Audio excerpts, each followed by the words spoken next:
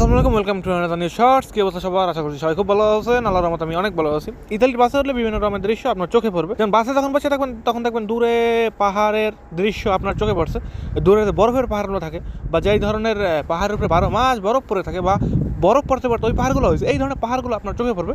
এটা আপনি ইতালির যে কোনো প্রান্তে থাকেন না কেন, যেহেতু এইসব দেশে গাছপালা খুব একটা নাই, মানে এমন গাছপালা নাই যার কারণে আসলে একবার থেকে আরেকবার দেখাবেন এরকম না। এইসব দেশে এক স্থানে দাঁড়িয়ে আপনি কয়েক হাজার কিলোমিটার দূর পর্যন্ত চোখ যাবে, কিছু দেখেন আর না দেখেন, ঠিক এমনই। সো বাসে যখনই ওঠেন এই দৃশ্যগুলো চোখে পড়বে। আর আমি এই ধরনের দৃশ্যগুলো প্রতিদিন দেখি যতদিন আমি আসলে বাসে উঠি বা ভালো রোদ ওঠে বা ভালো আবহাওয়া, তখন আসলে দেখি। অনেক সময় আবার এই পাহাড়গুলো মেঘের ভিতরে চলে যায়, সো তখন আর একদম উপরের সাইডটা ভালো করে ক্লিয়ার দেখা যায় না। যখন আবহাওয়াটা একটু ভালো থাকে বা আকাশটা একটু নীল থাকে তখন আসলে এই দৃশ্যগুলো আরও সুন্দর করে দেখা যায়। সো এই ধরনের দৃশ্যগুলো দেখানোর জন্য আজকের শর্টস দেখা হবে। পরবর্তী শর্টসে ভালো থাকবেন সবাই।